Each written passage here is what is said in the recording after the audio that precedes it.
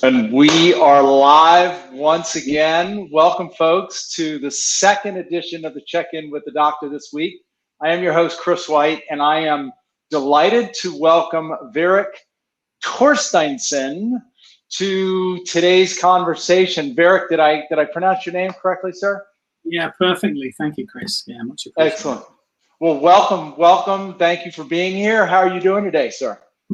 Yeah, I'm delighted to be with you and anyone that's watching live or watching the recording, and hopefully we can share lots and lots of value in the time that we have. Indeed. Well, and I love the fact that you use that word, because value, I think, is going to be one of the terms that we try to, and one of the themes that we try to weave through the entire conversation. So in the unlikely event, anybody who might be listening or might listen after the fact doesn't know who you are, do you mind taking a minute and just introducing yourself? Yeah, sure. So I work for Oracle Corporation. I am part of EMEA, the part of that organization that's Europe. And I work within the apps side of things. And I won't explain too much on that. But the focus of what I do is ultimately I'm orchestrating lots of different strategic programs for people who work in pre-sales. So my aim is to try and help them do their jobs even better than they already do today. And I'm always on the hunt for new ways of them adding value. And I have a team of individuals that help around about 800 people across that organization. Wow. to drive even more value, as I say. So you're truly in a pre-sales enablement role, really, is the role that you have, yeah? Yeah, I try my best, yeah. And you mentioned value, so let's start there. And I mentioned we want to try to weave this conversation. First of all, why do you think it's so difficult for some sales engineers or for some of us in pre-sales to emphasize the value and to, quote, demonstrate value when we're engaging with customers? That's a good question. You know, my gut tells me that life is really complicated. You know, I think anyone who's listening to this would testify to that. And anything that's, you know, enterprise software is inherently going to have complexity associated with it. And anyone who's going to try and explain why something has value when it's really complicated, it's very easy to get drawn into the detail, to obsess about it, almost to get lost in the weeds. It's so much harder to simplify complexity. And I think it's there that I think we've all got a challenge. I still have that challenge. But if you can simplify the complex, you can reach an audience in a very different way. It doesn't mean that you don't have to know the complexity. It's just that you don't need to surface it immediately or obsess about it either. You know. So, yeah. I that is such a great way to put it. And you know, for any sales engineer, you know, whether you're new in the profession or even a little bit seasoned, I think that one of the measures of our capability, right, the measures of our performance is how effectively can we take the complex and simplify it. I'm reminded, I think it was Mark Twain who wrote something like, you know, if you need 3 pages, if you need 30 pages in 3 days, no problem.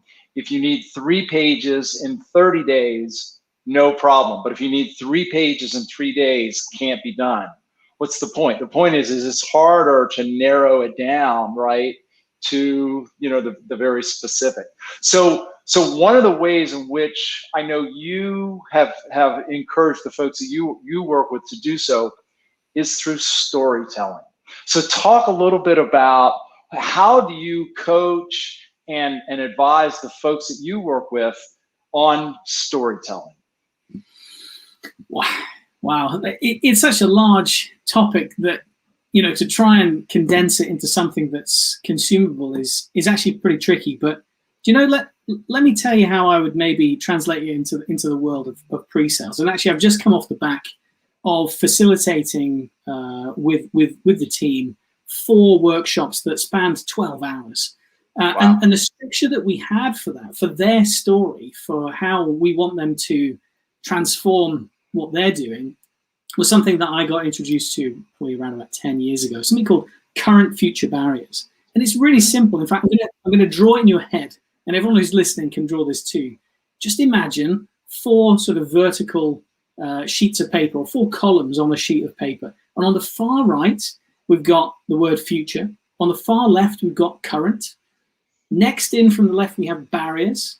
And then that third column from the left is ideas, or how might we. These are design thinking sort of terminology. And ultimately, we had them think about what that shiny future needed to look like, what they felt it should look like, how they might, I don't know, measure it even a little bit, what it looked like now.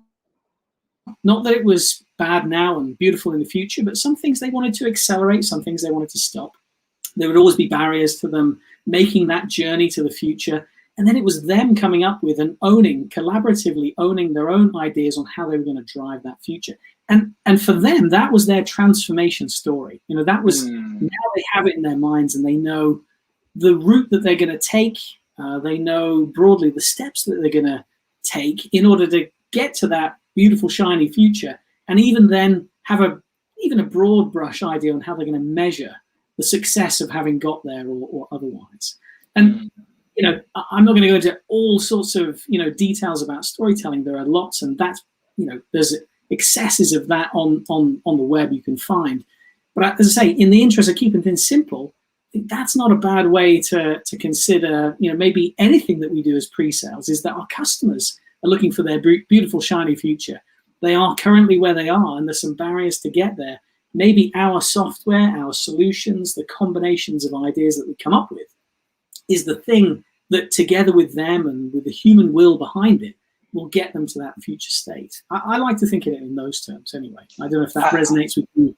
It resonates with me so well. And what I love about that is in your example, it's not the sales engineer telling the story as much as it's the sales engineer working with the prospect or the customer to collaboratively create a story for them, and it's their story, right? You're helping to create their story. So I just love this notion that, look, we're not necessarily there to just tell, right? We're really there to help facilitate a conversation.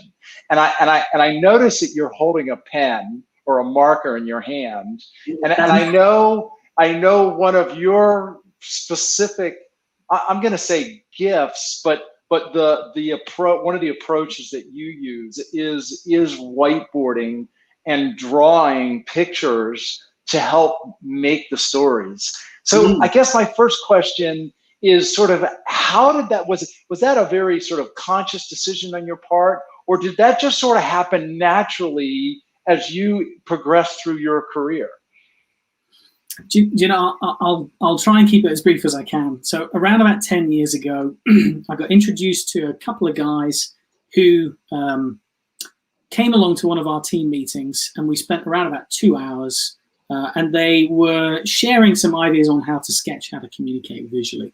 And I don't know what it was, but something just clicked with me where I felt an affinity to it. I just had a shine to it. I'm not saying I was any good. I'm still not entirely sure if I'm that good at drawing. That, by the way, is not that important.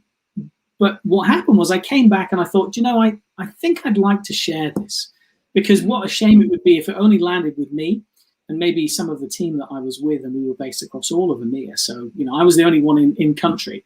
And I decided, I'm just going to see if anyone wants to come along to a lunchtime session where I'll share some of the stuff that I learned, see what they think. I think I opened it to 5 people. Within 5 minutes, those slots were taken. 10 other people said, we'd like to come, will you run it tomorrow? And it kind of snowballed from there. I was lucky enough to be able to share, a lot of maybe what some of the things that we're talking about today. I guess, truthfully, when I tried to count it up, I think maybe 800 to 1,000 people I've probably shared this with, one-on-one in class sessions. I just get a big kick out of people getting the confidence to be able to communicate in this way. It really is, it's really satisfying, when people all of a sudden discover that there was something in them that they already had that they hadn't tapped yet, and they can just grow as individuals in pre-sales. I think that's huge. Yeah, it's interesting, and as you're talking, I mean, there's so many different ideas that are firing, and I'm almost going to work backwards. In my workshops, I often ask, what's the root word of education, right? And most people actually don't know the answer. By the way, you're British. You actually understand the English language, like unlike us Americans, as I've been told. So you may know, but the root word of education is educe. And what's the meaning of the word educe? To draw out, right? So when you said, discover things that are inside them, right? A big part of education is sort of awakening what's inside of us, right? And as you were talking about sort of the whiteboard experience or the drawing experience, I'm reminded, look, I sold enterprise architecture platforms for over a decade. And enterprise architecture is all about creating pictures, to your point, in many cases, to represent both the as is and the to be state, and then how are we going to get there. And I'm remembering now that in a lot of demonstrations or presentations that I'd go to, there at some point during the meeting, there'd be this gravitational pull to the whiteboard where somebody would ask a question and I'd say, you know what, the only way I can answer you is by going to the whiteboard. Do you mind if I go to the whiteboard? So what have you discovered in terms of the storytelling? How much, if you're going into a meeting, how much of it is sort of premeditated and prepared versus very sort of extemporaneous and authentic, like, okay, we need to go to the whiteboard now. Like, I need to draw this to help you understand this. It's a tricky one. Every situation is different. I think there's sometimes you can do a little preparation by, well, it comes out in the discovery, in the language that people will use, they'll say, well, we're trying to get from here through this point to there. And instantly in your brain, you're already drawing something quite linear. I mean, look at me, I'm drawing in space already. I just love it.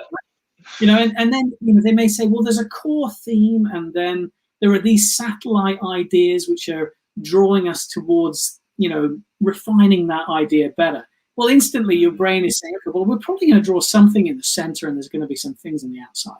Now, when you're hearing those things, you can actually pre-draw things on, especially if you're doing it on paper. And by the way, there's an additional, kudos with using paper rather than whiteboards. If you make a mistake on a whiteboard, you can just wipe it out. If you do it on paper, it's kind of like tattooing. It's not coming off anytime soon. So there is, that actually raises, like when people watch you do it on paper, they're like, oh my God, if he makes a mistake, he's there's no way back from that, right? But every single drawing that I've ever done, I think there's been at least one mistake. I never tell anybody what it is, though, because there's no point. Because remember what these things really are. They are vehicles for a message or a story or some kind of, emotional pull backed up with facts and figures, probably, because that's how humans work. They feel something and then they look to back it up. But if you give them that and you draw them forward with something that you leave behind, oh my God, the power in that is huge. And you don't have to be, as I say, a particularly good artist in order to do that. In fact, I think I mentioned it before, good enough is good enough. I don't know anywhere where that really holds true except here. And the reason is this: if I'm doing a drawing and I'm doing it in person in the days before COVID or when we clear from this sort of enforced remoteness, there will be a time when you are handing the pen to your customer and saying, can you help me to draw this? And something really, really weird happens when you do that. You've drawn a little bit, so you've collaborated, you've contributed. You hand the pen to them. They look at it and say, well, it's not like a piece of art, so I'm not going to ruin it by me adding to it. So they add to it, and they say, this is how I see it. And then you add a bit, and they add a bit. And all of a sudden, you have an artifact in front of you, which is not mine, it's not yours, it's ours. And it therefore changes the psychology of what's going on. Even if you did that on the whiteboard, it really doesn't matter. You both contributed and made it. It's like being two parents to a child. You're invested in the success of the child. The child in this case is just the idea that's contained in that vehicle, which at this point just happens to be a sketch. And I think that, when you pull the curtain back and have a look at the wizard behind, that's when it gets a bit interesting. So. Man, that is just so fantastic. I have to be honest. If I wasn't doing okay in my job, I'd be applying for a job with Oracle just to go through one of your workshops. I mean, to hear you talk about this for a 4-day workshop would just be so enriching. And I just can't tell you how much I appreciate you sharing. Incidentally, I don't know if we have anybody live. We never really know. But if we do have anyone live, if you want to say hello, please share a comment, say hello. If you have any questions for Varik, please ask. So Varik, my challenge, and a lot of people have asked me, how can I do whiteboarding in the virtual world? Certainly, platforms like Zoom have their sort of whiteboarding tools, and there's digital whiteboarding tools. I don't think any of them are particularly effective. I'm horrible at trying to draw something with a mouse. And by the way, you say that you're not a very good artist. I think the thing that triggered my desire to reach out to you was one of the pictures that I saw in one of your blogs, and I was like, okay, I got to talk to this guy because I think your drawings are fantastic. But you shared with me recently a method that you're using in the virtual world. I'm going to put you on the spot a little bit, but do you mind sharing with the audience sort of how you do your drawings in the virtual world? Yeah. Well, do you know what maybe we should just do some drawing and show something. I would absolutely love that. I would absolutely love that. Versus doing it is going to make so much more fun. So all of a sudden we're going to flip over and what you can see, hello, here's my hand. You can see that we have just a sheet of A3 paper. We've got just a couple of pens here on the side. I have a black, I've got a gray, a green, a red and a blue. I'm really fussy about certain things, unusual. This here is a chisel tip. I tell you, you will get such a better style of drawing, and you'll get more confidence using this than you will a bullet tip. Little subtle little tip there, but genuinely makes all the difference. Interesting. You know what's interesting is you talked about like architects and they draw lots of boxes. And I'm always kind of asked, we need to do this drawing. How would I communicate it? So I'm going to draw a couple of things, and I'm going to see if they resonate with you, and if you think what they might be. So I'm just going to draw something really simple here on the page. So here is something there. I'm going to just, while you're thinking about what possibly could that be in the world of maybe Oracle, just going to add a little bit here of the simple shading that I do, which if you are able to see, it kind of draws it out of the page a little bit more, and also some of this simple coloring that I'm just going to do here as well. So while you decide what you think that might be, which is just a ridiculous drawing really, I want to share that whenever we're doing these things, if you're going to do it on paper and you want to leave it kind of pulled off the page a little bit, this idea of using a gray to just shade, imagine that the light source is coming this direction, right? And anywhere that's on this far side of that, whatever block it is you drew, you just draw a bit of gray around it, and all of a sudden it lifts it off the page. It really does. Also, these blocks that I've put here, there's a clue as to what it might be. They are green. Now, they are green because I just said they are. And I have this little thing where it is because I said it is, which if you write that on a bit of paper, and it sounds incredibly arrogant, doesn't it? It is because I said it is. But what I mean by that is I've inferred that they're green. And so now they are green. And the benefit of not having to fill the whole thing in is it doesn't burn your pen out and it doesn't take very long. And so speed and maybe cheapness, but speed more than anything is absolutely the important thing to do here. By the way, have you guessed what it is yet, Chris? No, I haven't. I was guessing maybe it's some servers connected, in a network or network nodes or something like that. Well, I'm gonna put you out of your misery. I gave you a clue already. It is blockchain. Blockchain, of course. But how simple it is to draw, and it is because I said it is. And now, when you see that, you can't think of anything else other than that is blockchain. And so if I drew that again later, I wouldn't need the words, and you'd just accept it as it was. But, that's the power of simplicity. So powerful. The one thing that people really struggle with is people, and they come up everywhere. You know, a lot of people think we're dealing with, I don't know, ERP. We're talking about systems, we're talking about processes, but in every system and process, there's going to be some human beings whose lives are, one would hope, improved for the, you know, they're impacted for the better. And so you're going to have to learn how to draw people. But and I'm keeping this dead simple. This is like the taster session of everything. And Chris, if you've got pen and paper, you're probably drawing this, or if anyone who's listening along, imagine the standard stick man that you drew as a kid. I'm going to draw him and I'm going to count how many pen strokes. Just watch this, right? So 1, 2, 3, 4, 5, let's say, if we were being, you know, judicious, right? And that kind of looks like, you know, a 5-year-old did it. And, you know, it takes a bit of time to draw. But instead of that, if I just said to you, draw a circle, so the same for the head, and draw the letter U but upside down, that is now a person, and it took just 2 pen strokes, not 5. That's a lot quicker, a lot cheaper, a lot easier.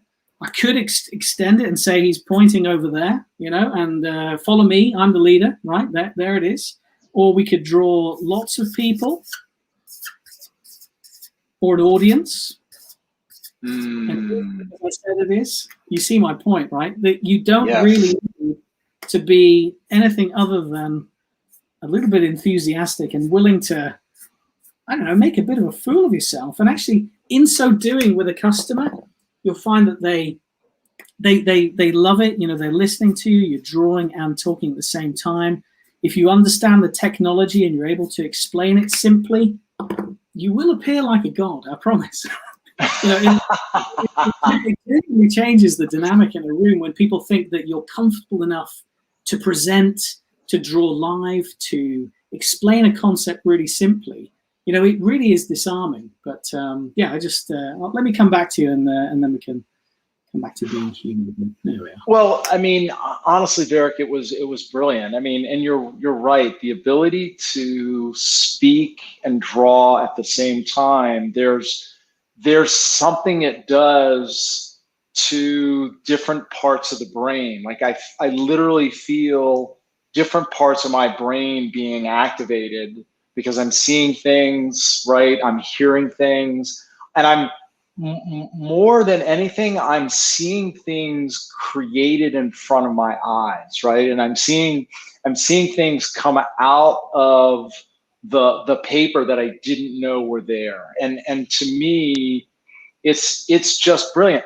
Now, how long, from your experience, how long does it take someone to become comfortable doing this if they're not, you know, if this is not something that maybe they do sort of natively or naturally?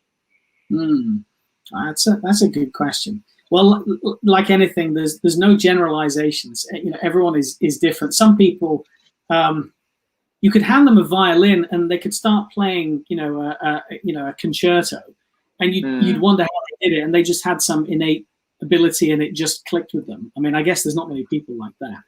But most people, actually, the thing that is to get over the hump is the confidence to do it. You know, it's not whether or not they can. Because if I said to you, can you draw a circle? Can you draw a wiggly line? Can you draw me a triangle or a square? Could you draw me an arrow? I think if I cut it down into all the constituent parts that pretty much any drawing is made of. Remember I talked about the person, it was an upside down U and an O, right? Now when instead of it becoming draw a person, you know, you've broken it down into pieces and you say, well, okay, all I'm really doing is a lot of upside down U's or an M, maybe an extended M with some circles. You just remember how you construct it. And it's no much more than learning how to write, you know, and learning to write took me years. I mean, you know, as a kid, you know, I think we all went through that unless you were really precocious. Learning how to draw took me a lot less time. I mean, literally within an hour or 2 hours of gentle practice, not like some, you know, sweaty, you know, boiler room situation, just gently trying and practicing. I think more than anything, you need to want to do it and have a little bit of time to be able to try things out and, you know, have a conversation with someone who's maybe just a little bit further along the road than you. Not better, just further along the road. but within an hour or two, I think, you can get there. And I think you mentioned that I've put up, some videos within a series of blogs that I put on LinkedIn. So, everyone is more than welcome to go and check those out, where I go through some of those things, and try and break down the barriers to getting a little bit more used to these things. And I think that's just, it just seemed like a sensible thing to do. If everyone can get better at this, I think we'd all understand each other a lot better. And I think that would improve comprehension for all of us, in whatever we do in pre-sales. Would you be willing to? You did a draw when you and I spoke a couple weeks ago. You sort of did an example of a drawing for me that I just thought was so engaging and impressive. Would you be willing to do that again for the audience? Sure. Look, now, so I didn't come up with this, so Chris, I cannot take credit for this idea. I cannot be sure exactly. It's like anything, you steal like an artist because that's how it is. But you're right. Anything that we do, I think, in pre-sales, we are seeking to leave our customers in a better position than when they found themselves. They don't come to us saying, everything's fine, I just came to just have a little look around the sweet shop. They come with a problem. They want to transform from where they are today to the future state.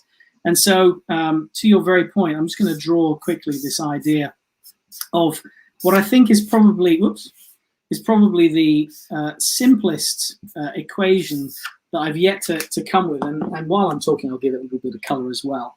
So imagine that the organization that you're doing some discovery with, or you're about to maybe do a demo with, or you're working with in some capacity.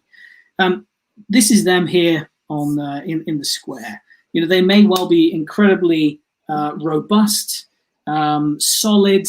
The way that they do things is agreed and with good purpose, but maybe it's just not quite as efficient or effective or as engaging as it needs to be. And there's obviously going to be some kind of challenge that they're trying to overcome, and they want to do something. They want to change, and any change really I would represent with the triangle. And the reason is because it's delta in the Greek alphabet, and delta means change.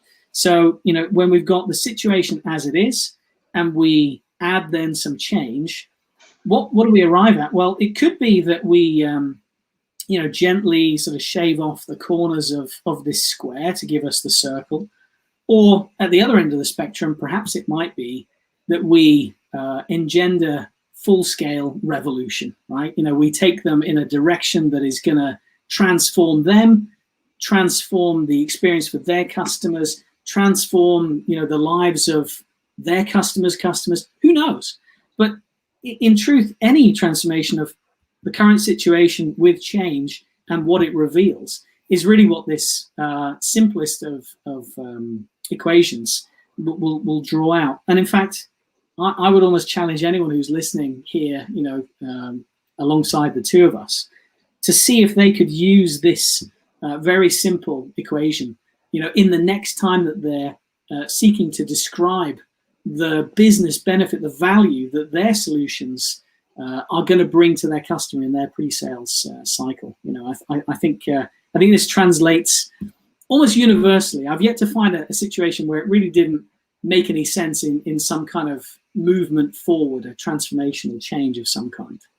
I just thank you so much for sharing that, and I just love this. And I'll say what I said. I think the other day is when you first drew the square and the triangle and the circle, all I saw was a square, a triangle, and a circle. I didn't see what was inside. Right. And it wasn't until you explained it the way you explained it, where we're just shaving off the edges, where off the page, what popped, right, and entered my brain was the white space inside of the square and the circle. And all of a sudden, the square and the circle didn't look that different to me, which was a complete, literally, I felt a shift happen in my brain. And frankly, that's what sales is, right? I mean, when we are selling, we are trying to create a shift in someone's brain. oftentimes between what they think is the best solution for them and what we may know is really the best solution for them because we're the experts, right? But we need to sort of bring them along for that journey. And I just, incidentally, I may use that in my workshops. I may kick off my workshops by saying, this is all about, you're the square. This workshop is we're trying to create some delta. And the result is this, it's the same you with just maybe some edges that have been trimmed. I absolutely love that. So one of the things that we talked about is just sort of the experience and sort of the customer experience. Talk a little bit about what you've seen this do to the customer experience and how either your customers or the folks who go through your program, their customers respond to this. Yeah. One thing comes to mind. This is some years ago now. I'll keep it professional and not name the names of the company, but we did a number of days of workshops where I was co-facilitating. At times I was doing some sketching, visually, taking what I was seeing and hearing and then sticking it up on the wall. No one drawing, by the way. Let's not get ahead of us. No drawing is going to seal a deal, right? I'm under no illusion. Well said. I don't want anyone thinking, Varik thinks that drawing is the thing that's going to close it. It will make a contribution, and it will be different every time, and people will feel differently about it. Some people, it just won't hit the mark. Some people, you'll know it did. Well, in this case, it really did. And when we were finished, and the majority of the people had left, and we'd tied up all the loose end, the actions, the owners, the timescales were all agreed. We were moving on to next steps. Tearing down the room, and I took and began to tear off these sketches and start crumpling them up and bin them because we had to tidy the room. And there was a couple of people from the customer left in the room with us, and they looked and went, "Whoa, what are you doing?"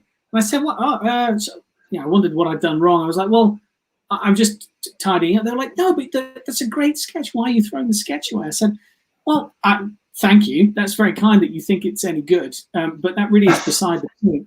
I said, what was it from this that you got? And they were like, "Well, it was attached to action number 3 and, blah, blah, blah." I said, "Okay. And you're bought into doing action number 3 and perhaps all the other ones as well." And they said, yeah, of course. And I said, "Well, then this drawing did its job. And now it's time for it to go away. It doesn't serve any more purpose. It was a vehicle for getting that embedded in your brains as an action that you were going to do, changed, the future state. We're going to move in that direction. It's done. You're convinced it serves no more purpose." I'm sorry if I've crunched it down. If you wanted to take it, tell me. If there's others, you can have them for sure. It'll save me, recycling them. But really, so it learned me something at that point, which is don't get don't think that you're too good at these things. You can easily get a little bit like, I'm now an artist now. That you're always going to learn, and don't think of it that way. Don't value the things themselves as having inherent value. That all that they are is that sort of vessel for getting a message across and action to be taken. If you look at it that way, then that will always be a much more healthy way of approaching it. Yeah. Well, and I know one of your favorite words is clarity. And I know you have sort of a theme on the 3 C's. And the way I understand it is just drawing these pictures is a vehicle to use your term, to clarity. Elaborate a little bit more on the 3 C's and how they sort of fit into this conversation.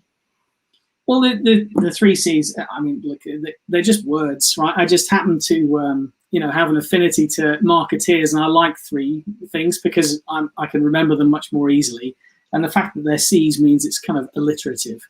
And what they are, in simple terms, is clarity and comprehension and communication. And so this idea of clarity is, let me sort of illustrate it. I think we've all been in a room where we might have been with a more junior member of PreSales. This happens. someone who's more technical than we are, right? And that pretty much is everybody as far as I'm concerned to me. I'm not technical anymore. I was at one stage, but not anymore. But they will, you can find that they'll explain things to a level that's like 10 levels lower than the audience cares about or can comprehend. And at the end, all that they're left with is the thought that person really knows their stuff, I think. I'm not sure I understand why I should care. And even worse than that, I don't know what they think I should be doing next. Right? So all you've done is kind of show off. You've done some donuts in the car park if you were driving, right? It's kind of that. And you think, yeah, aren't I good? But actually, no. All that you've done is actually make things more complicated, and you've muddied the waters. And the salesperson's probably going to be having a conversation with you later saying, was that really necessary to go to that level of, we didn't need to go there, so, and so all of you don't get what you want. So I think what I learned is that the person who can explain an idea or a concept or a future state, the simplest and the clearest, will probably win over someone who explains it much more complicatedly, but knows it much, much better. And even they may have an even better software solution than we have at that moment in time. But we will still win if we can explain why it will benefit people, the business, in terms that is accessible to that audience. By the way, that of course you will get an architect audience and you will need to have those people, but it's about choosing the appropriateness of that clarity, of that level. So that's the first one, I think. I guess it probably plays to comprehension as well. It's understood choosing the right vehicle for it. Sometimes a sketch is not very good. I will not stand here and tell you that in all cases a sketch will get you further forward. Sometimes you just that won't help. You'll deal with an audience who just wants logic and facts. You need to be able to figure when the right time to use this is. But you know what? More often than not, it can help. As you said, the amount of times you stood up with an architect group and said, I need to draw some boxes. I need to draw some arrows between the boxes. And I need to tell you, we're going to head to this place over here. And this is the structure of the stack and what have you. So I think there's that. And I think just generally, the communication style of this, if it is about simplifying the complex and being good at communication, then arguably, I said it before, putting your message into a vehicle that can transport it to a place you need to go to, is wonderful. And if it's a visual one, and if it maybe even bolts on storytelling as well, that has been co-created between you and the customer, oh my God, that like dials up the turbo and will put clear blue water between you and the competition, because you will have emotion, feeling, if you can engender some gravitas, maybe some industry knowledge mixed in, if you can reach all members of that audience in different ways appropriately. I mean, it sounds like a nirvana, but actually it really can be done. And this stuff can help you to get there. I've seen it. It's not just a belief. I've seen enough people come back to me and say, we tried the thing and it worked. And I couldn't believe it, they say to me. And I'm like, well, you could believe it. You knew that you were going to try it and that it would work, really. You just needed a little bit of a boost and a little bit of a confidence kick. And maybe give yourself the right and the privilege to go and try it out and see what happens. Yeah. I'll share something else with you just quickly. So sometimes when I draw, the customer on the other side, they'll start laughing a little bit. And initially I was like, oh my God, they're laughing at my sketches, and you feel a bit embarrassed. You think, oh, maybe I've realized the whole thing somehow. Right. But actually, what's happening is that they're laughing because it's novel, because they may not have seen it before, and then they're sort of, it's a nervous laughter because they're thinking, oh my God, if that was me, I fear I'd make a mistake, and he's doing it on paper, so there's no way back if he makes a mistake. Right. So laughter is more like a nervous laughter.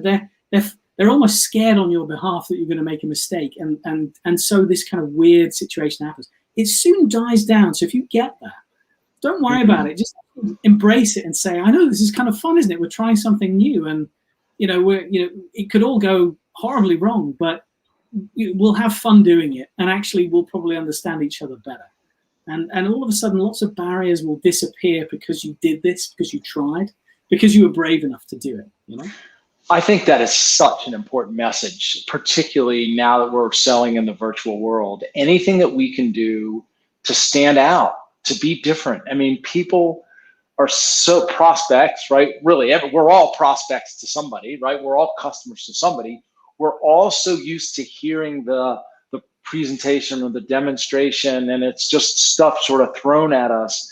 Anyone who does anything unique and different that might actually create even a touch of uncomfort or discomfort in the room, like momentary discomfort in the room, just shakes things up a little bit, and as a sales engineer, it takes some courage. I'm inspired to share with you a story that I experienced back when I was still in the field.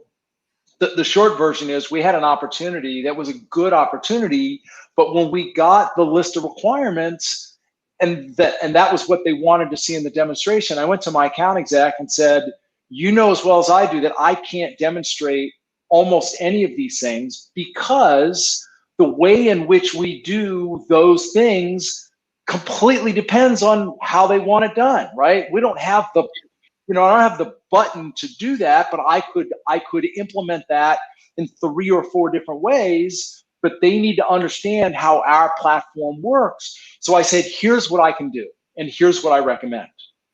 We're gonna spend the first 20 or 30 minutes whiteboarding, in essence, the core components of our platform so that they understand sort of what's there and how it fits together. And once they understand that, then I will do a demonstration and they'll understand what it is that they're seeing. Because if not, I've got nothing. And he was like, I don't know, this is very unusual and very, sort of, counterintuitive, but I trust your judgment. One of the biggest deals, it turned out to be one of the biggest deals of the year. And it also became one of the ways in which we approached certain situations, right? And it was and I knew the audience, I knew it was sort of the right kind of audience, but doing the whiteboard conversation, right? And establishing that sort of, and getting them involved, right?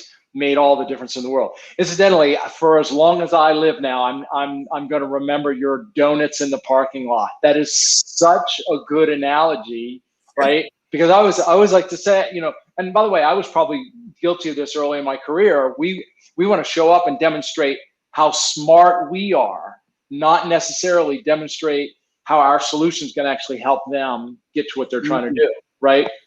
And I always used to say, and I said this in my book, a confused mind always says no, right? Yeah.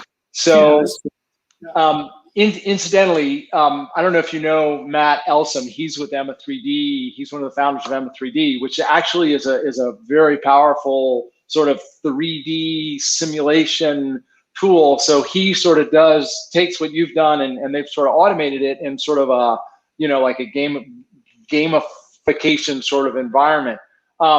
Interesting question. Very powerful for a meeting, not scalable. Can someone take one of your drawings and be engaging when they show it to one of their colleagues? In other words, I think what he's asking is, can this be a takeaway that my maybe internal champion can use to share with some of their colleagues who might not have been in the meeting? I think that's Matt's question. Yeah, I'll answer it by way of an example, and also it'll add some value, I think, not only to Matt, but to anyone else who's able to be with us or hear this afterwards.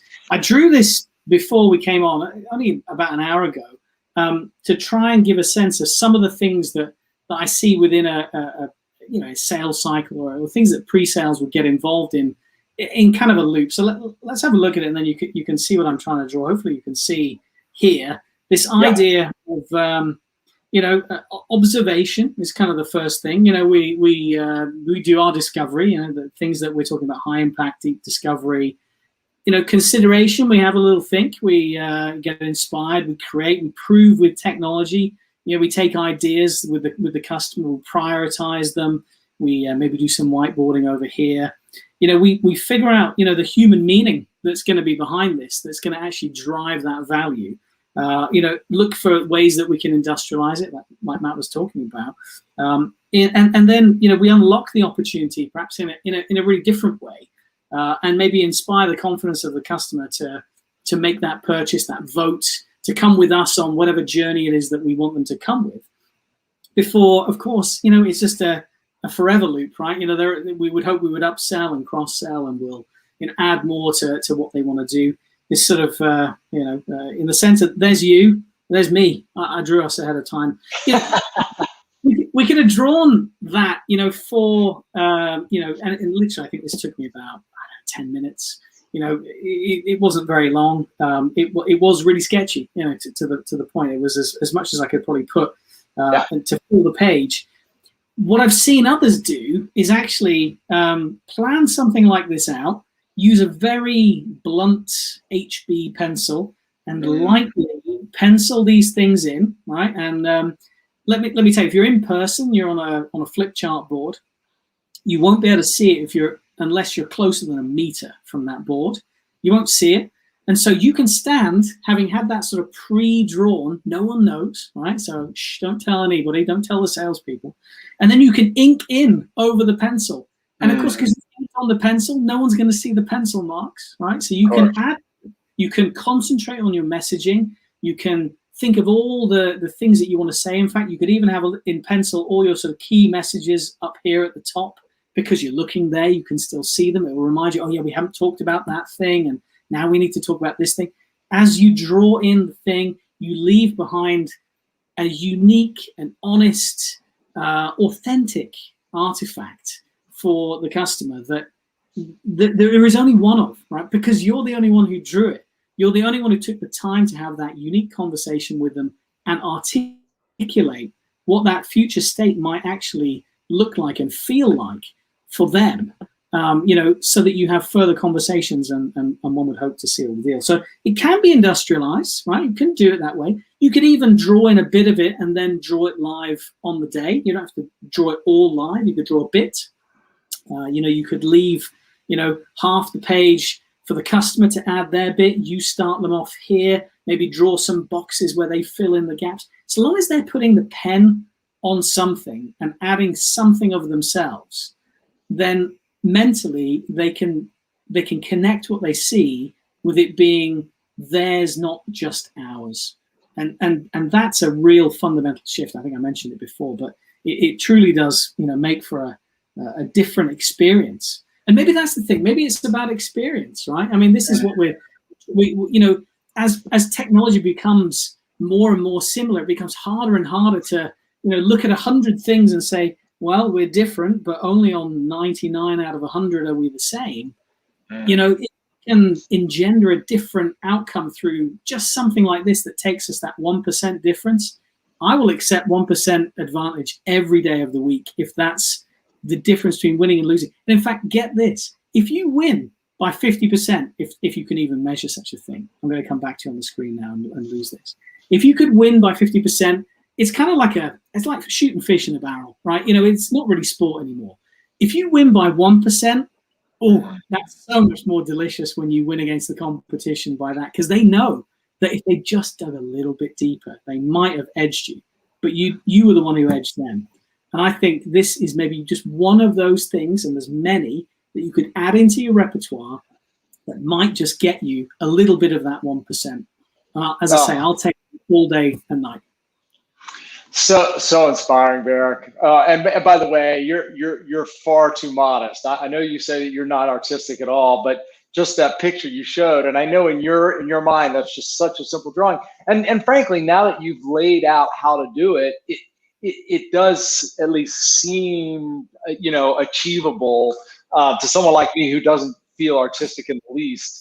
But that's such a compelling, just using the shadows and a few sort of different colors it makes a huge difference. So thank you so much for sharing that. That was fantastic. I do want to be respectful of your time and anybody who may be listening. So we're gonna wrap this up here in a minute. I have a bit of a lightning round that I always close with, and you've been on a few of my sessions, so you might know what's coming. Do you have a minute? Do you have another minute for 3 quick questions? Sure. Yeah. So I know it's probably been a while since you've given an actual demonstration, but if you can think back to when you were actually doing demonstrations, is there a time when you had a demo that went particularly bad or particularly poorly? And if so, why? Why did that demo go particularly wrong? Oh, and I bet when you ask this question of anybody, there is almost a physicality of the pain manifest in their mind about this thing. Well, there was some software that we had with the company that I worked with a couple of companies ago, and it was early release. We were in person to do, a big splash demo of this software. It was temperamental.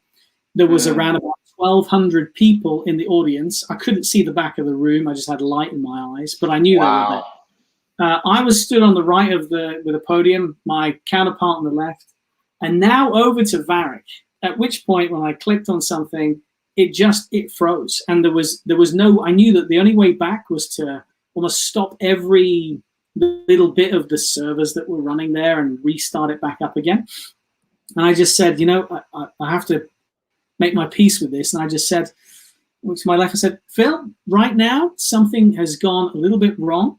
If you could just give me a couple of minutes, I'm just going to go and fix that, and I'll be right back, and we'll continue on with it.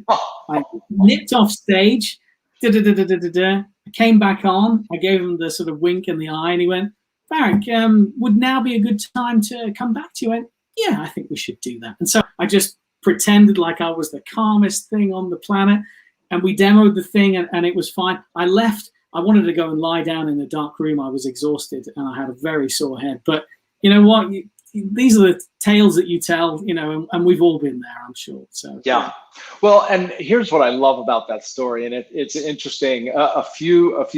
By the way, John Hodgson was on. John, thanks for joining. Good to see you. He was a guest not too long ago. What I love about that story, and I've heard this from more than one of my guests, is that sometimes their worst demo story also ended up being a very valuable lesson and actually turned into a good demo story. Like in that case, what a perfect example of just maintaining your cool, excusing yourself for a moment, and then, rectifying the situation and then delivering. And to your point, it's exhausting to sort of put on that sort of facade, right, and keep your cool. Let's reverse the tables. Have you been on the receiving end of a demo that was, for whatever reason, particularly compelling and engaging and impressive? And if so, what about it was so, compelling? I think the ones that really stick with me is when the presenter is well, I've used that word before. I'll use it again. Authentic. When they share something, I mean, not too personal. I mean, there are limits, right? But something that feels like it's just kind of the right level for the room, and is something like a story of how perhaps what the technology really means. I recall someone talking about some software and it was reporting software. Perhaps as soon as I mentioned that, someone's going to say, well, that doesn't sound like the most exciting stuff. But they talked about how these reports gave visibility to a local council in the United Kingdom on the children who that evening were needing emergency foster care. So they had been taken from an environment that was not safe, and they needed to be placed with a safe pair of hands, a safe family, at least for that night. And this report was able, in real time, to say who they could possibly match with and make that choice really quickly and action those things really fast. And they told me about how there was a child who genuinely was sat on the couch there, feeling like nobody wanted them. And this report was able to identify this really lovely lady in her 50s who'd fostered many, many children. And she was able to take that person.